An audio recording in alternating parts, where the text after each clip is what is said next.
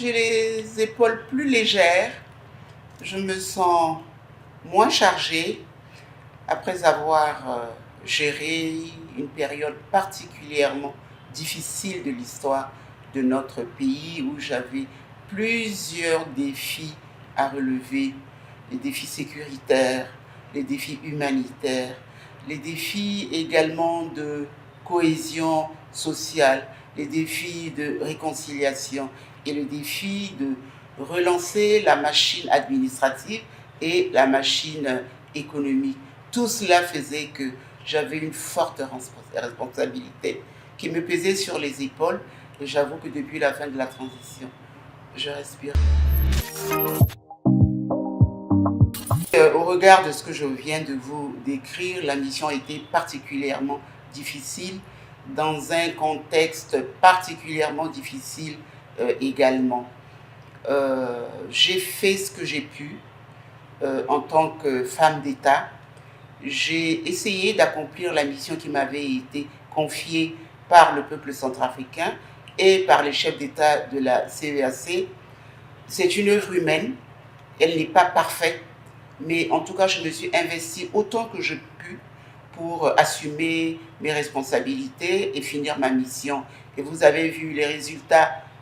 J'ai pu organiser des élections, j'ai pu permettre l'installation des institutions de la République, j'ai permis le retour à l'ordre constitutionnel et je pense que c'était l'essentiel de ce qui m'était demandé, même si certains aspects n'ont pas pu être totalement entamés.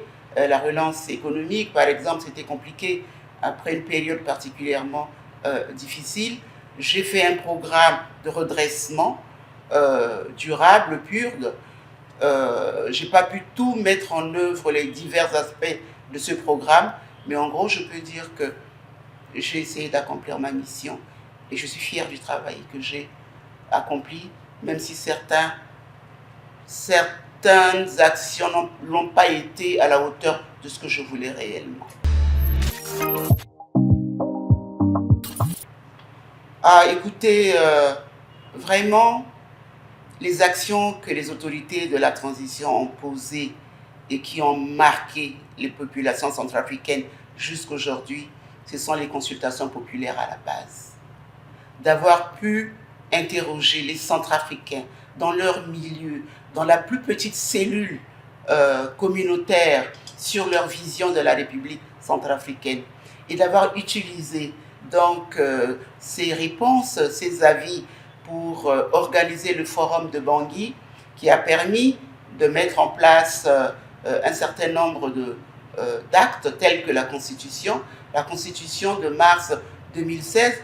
Beaucoup en parlent, je n'en ai jamais parlé, mais c'est une fierté pour les autorités de la transition parce que c'est le résultat d'un travail participatif de tous les Centrafricains.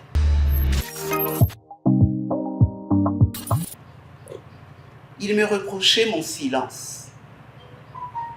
J'ai écouté à plusieurs reprises que je ne parle pas, que je ne donne pas mon point de vue sur ce qui se passe et surtout que j'ai été, comme on dit, un peu celle qui a initié donc la Constitution de mars 2016.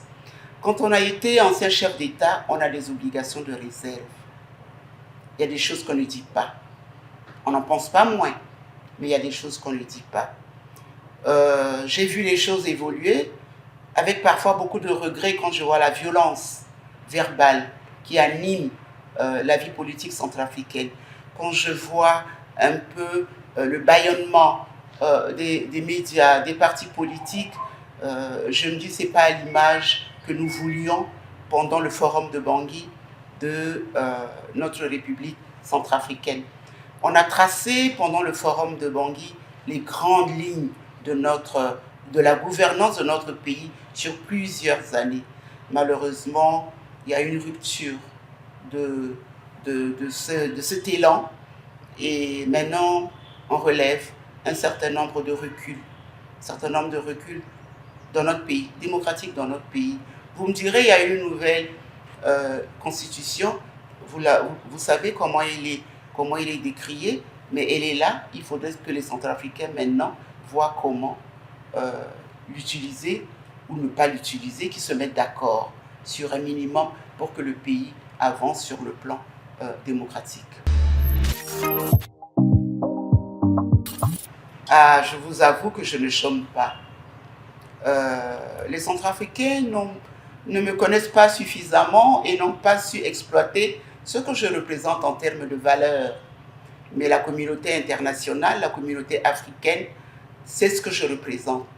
Et elle sait également ce que j'ai apporté à mon pays pendant les moments difficiles qu'a connus la République centrafricaine. Aussi, on fait appel à moi pour partager mon expérience de femme leader politique dans le domaine de la médiation, dans le domaine de la paix, dans le domaine de la démocratie, dans le domaine du leadership féminin, dans le domaine de l'éducation à la paix. Je suis sollicitée de partout et j'avoue que je suis très, très, très occupée. C'est un bonheur pour moi de pouvoir apporter quelque chose, non seulement aux femmes africaines, mais également aux populations, aux jeunes africains. J'essaye de capitaliser ce que j'ai pu avoir comme expérience et de les transmettre à la nouvelle génération dans le cadre du partage intergénérationnel. Et beaucoup de jeunes font appel à moi, beaucoup d'institutions font appel à moi pour que je puisse partager mon expérience. Et ça, pour moi, c'est une satisfaction réelle. Vous savez, en 2020, j'ai été candidate à l'élection présidentielle et aux élections législatives. Pourquoi j'ai été candidate?